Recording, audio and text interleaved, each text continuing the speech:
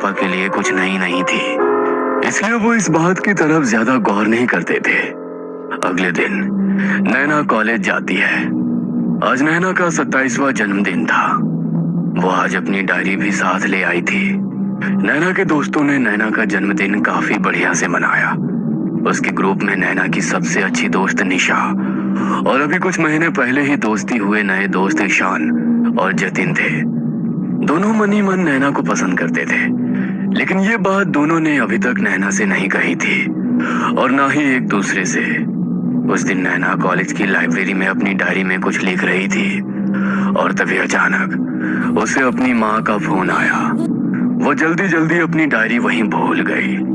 जतिन ने वो डायरी उठा ली और किसी का ध्यान नहीं है ये देखते हुए वो डायरी फटाक से अपने बैग में डाल ली।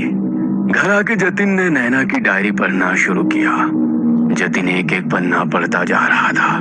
वैसे वैसे उसके माथे पर एक शिकन सी आ रही थी और उसकी आंखों में एक अलग ही भाव दिख रहा था। रात के लगभग 1 बज गए थे। जतिन ने वो डायरी पूरी पढ़ ली और चेहरे पर एक टेढ़ी मुस्कान लिए वो डायरी को टेबल के साइड पे रखकर सो गया। उधर नैना के कमरे की बत्ती अभी भी जल रही थी, लेकिन अजीब बात यह थी कि आज नैना बहुत परेशान थी। उसका कमरा पूरा बिखरा पड़ा था और वो पागलों की तरह अपनी डायरी ढूंढ रही थी। कमरे से आती आवाजों के कारण उसकी माँ की नींद खुल गई और वो नैना के कमरे के पास आ गई और उसके कमरे के दरवाजे पे ठक ठक की और पूछा, नैना, नैना तू ठीक तो है ना? पर नैना का कोई जवाब नहीं आया। उसकी माँ ने उसे फिर से आवाज लगाई, नैना बेटा तू ठीक तो है ना? हाँ हाँ माँ मैं ठीक हूँ बेटा, बहुत रात हो गई है, सो जा। इतना कहकर उसकी माँ सोने के लिए चली गई। इधर नैना को रोना आ रहा था। उसे ऐसा लग रहा था जैसे उसने अपनी सबसे कीमती चीज खो दी है, जिसमें उसने अपने सारे सपने संजोए थे। अपनी आंखें पोंछते हुए नैना ने कमरे की बत्ती बुझा दी और वो सो गई। काफी मशक्कत के बाद उसकी आंख लग गई।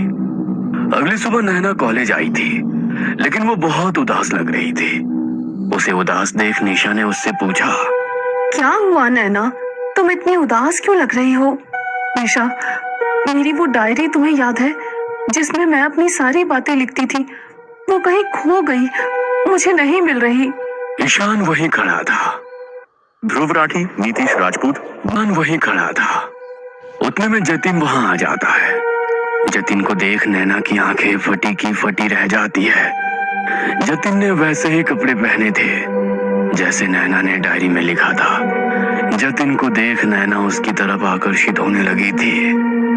एक तरफ उसे डायरी खोने का गम था, लेकिन दूसरी तरफ उसे अपने सपनों का लाइफ पार्टनर मिलने की खुशी भी हो रही थी। जतिन ने आके नैना को शादी के लिए प्रपोज किया और जतिन की तरफ आकर्षित हुई नैना ने उसे हाँ कर दी।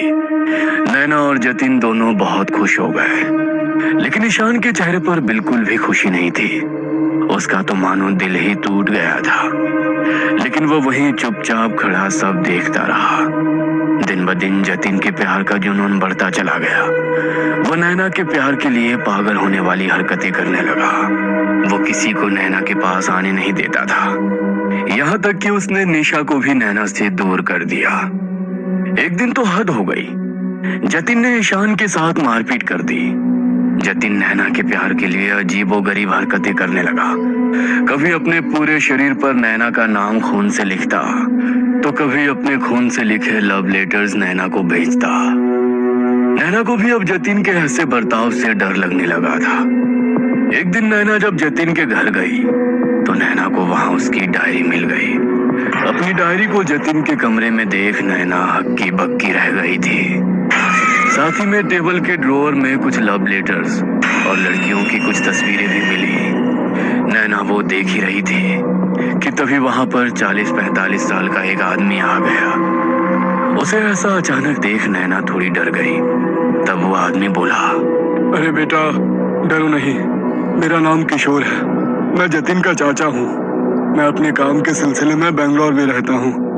हर हफ्ते यहाँ आ जाता हूँ। जतिन का हालचाल पूछने। उस बेचारे का इस दुनिया में मेरे अलावा कोई नहीं है। उसके माँ बाप की एक रोड एक्सीडेंट में मौत हो गई। तब से उसके दिमाग पे एक नेक्स्ट पार्ट के लिए हमें सब्सक्राइब करें।